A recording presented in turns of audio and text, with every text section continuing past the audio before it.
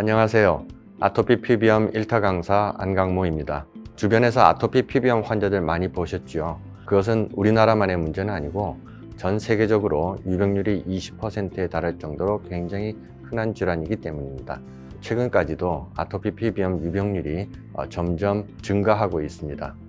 오늘은 아토피 피부염의 증상, 발생 원인, 치료 방법 등 어떻게 예방하고 관리하는지에 대해서 자세히 설명드리도록 하겠습니다. 아토피 피부염은 가려움증을 주 증상으로 하는 만성적인 염증성 피부 질환이라고 정의할 수 있습니다. 피부의 염증으로 인해서 나타나는 증상들은 피부에 빨갛게 나오는 발진, 진물, 또 피부 건조증, 가려움증, 또 피부에 가려움을 긁어서 생기는 여러 가지 흉터 자국들, 그리고 피부가 두꺼워지는 태선화 등을 들 수 있습니다. 가장 특징적인 증상은 역시 가려움증입니다. 가려움증은 아토피 피부염의 가장 흔한 증상이면서 가장 괴로운 증상이라고 할 수 있습니다. 하루 종일 나타날 수 있지만 이 가려움증은 야간에 집중되는데 그로 인해 잠을 자지 못하고 성장이 저하되고 삶의 질이 저하되고 굉장히 힘든 상황들이 연출됩니다. 유전적 요인을 설명드리기 위해서는 가족력을 보시면 됩니다. 알레르기 질환이 부모님 모두 없는 경우에는 그 밑에서 나오는 자녀는 약 10에서 15%에서 아토피 피부염이 발생하고, 반면 부모님 중 어느 한 분이라도 알레르기 질환이 있는 경우에는 20% 내지 30%, 부모님 모두 알레르기 질환이 있는 경우에는 약 40%에서 아토피 피부염이 발생하게 됩니다. 환경적 요인은 더욱 중요합니다. 특히 최근 아토피 피부염의 유병률이 점점 증가하는 것은 아마도 유전적 요인보다는 환경적 요인의 변화에 의해서 나타나는 것으로 생각하고 있습니다. 환경적 요인은 아마도 산업화로 인하여 대기 오염의 증가, 화학물질의 사용 증가 등이 아마도 피부를 자극하여 아토피 피부염의 발생 원인으로 자극하는 것으로 생각되고 있지만, 거꾸로 경제 사회적 발달에 따라 위생이 모두 깨끗해지고 감염성 질환들이 모두 줄어드는 것이 오히려 알레르기 질환을 더 잘 일으킬 수 있는 그런 면역 체질로 바꾸기 때문에 이런 아토피 피부염이 더 발생을 하는 것으로 알려져 있습니다. 아토피 피부염을 진단하기 위해서는 가장 중요한 기준 4가지를 아시는 것이 좋습니다. 우리가 그것을 주 진단 기준이라고 부르는데, 그 4가지 중 첫 번째는 가려움증입니다. 두 번째는 만성적인 재발 증상들입니다. 예를 들어 오랜 기간 동안 증상들이 호전과 악화를 반복하는 그런 경과를 보여야 한다는 말씀입니다. 셋째, 연령별로 잘 나타나는 부위에 습진이라든지 발진, 진물, 가려움증들이 나타나는 특징적인 증상들이 있어야 합니다. 네 번째, 아토피 피부염 이외에도 천식, 알레르기 비염과 같은 알레르기 질환들의 과거력, 가족력들이 있습니다. 이러한 주 진단 기준에 해당하는 사안들이 발견되면 병원을 방문하셔서 전문가의 정확한 진단을 받으시는 것이 필요합니다.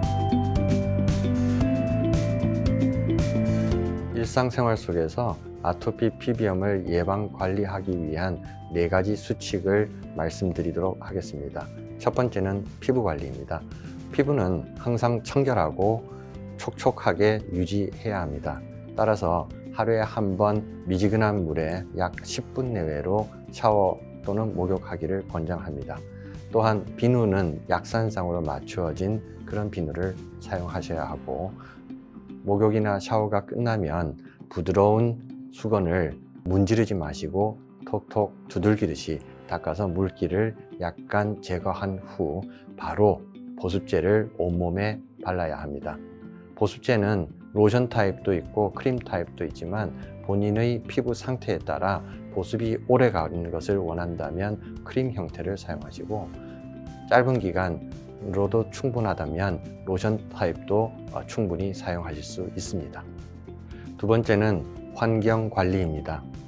가장 중요한 것은 실내 온도와 습도를 적정 수준으로 유지하는 것입니다. 적정 습도는 40에서 50% 정도이고 적정 온도는 환자의 체형에 따라 가장 본인이 편안하게 느끼는 그 온도를 찾으셔야 합니다. 일반적으로는 22도에서 24도가 될 것입니다. 특히 일상생활에서 흔히 노출되는 대기 오염물질들, 예를 들어 미세먼지, 새집증후군에서 보이는 화학물질들에 대한 접촉은 되도록 피하는 것이 좋습니다. 그 이외에도 손 발톱을 짧게 깎아서 피부에 상처가 나지 않도록 하는 것도 필요하고, 피부와 항상 접촉하는 의복은 거친 소재보다는 부드러운 면 소재의 옷을 사용하는 것이 좋습니다. 세 번째 수칙은 식이관리입니다. 아토피 피부염 환자들 중 특정 음식을 먹으면 증상들이 급속히 악화되는 경우들이 있기 때문에 많은 분들이 음식 관리를 해야 한다고 알고 계십니다. 아토피 피부염 환자들 모두가 그런 것은 아니라 전체의 약 30%에서 음식물에 의한 악화가 있으므로 정확한 진단을 통해서 특정 음식만 특정 환자에서 제한하도록 관리하는 것이 필요합니다. 그러나 대부분의 그 이외의 환자들은 어떤 음식을 먹어도 상관없으니 성장과 발달을 필요로 하는 이 시기에는 골고루 모든 음식을 섭취하도록 해주시는 것이 필요합니다. 마지막 네 번째 수칙은 심리관리입니다. 아토피 피부염이라는 질환 자체가 장기적으로 가는 질환이기 때문에 환자들은 늘 스트레스를 받고 있고 불안하고 긴장하고 있습니다. 심지어는 외모에 대한 우려 때문에 타인과의 관계에서 서로 위축되기도 합니다. 따라서 부모님께서는 항상 아이들을 심리적으로 안정될 수 있도록 도와주시는 것이 필요합니다. 하지만 아주 장기간 가는 경우, 특히 굉장히 심한 경우에는 정신건강의학과의 도움을 받는 경우가 필요할 수도 있겠습니다. 마지막으로 말씀드릴 것은 아토피 피부염이라는 질환이 다양한 경과를 보이고는 있지만 대부분의 환자들은 성장하면서 자연 소실되는 양호한 경과를 보입니다. 따라서 꾸준히 예방관리 수칙을 지켜주시기를 바라며 오늘의 강의 영상이 여러분들에게 많은 도움이 되었기를 바랍니다. 이상 아토피 피부염 1타 강사 안강모였습니다. 감사합니다.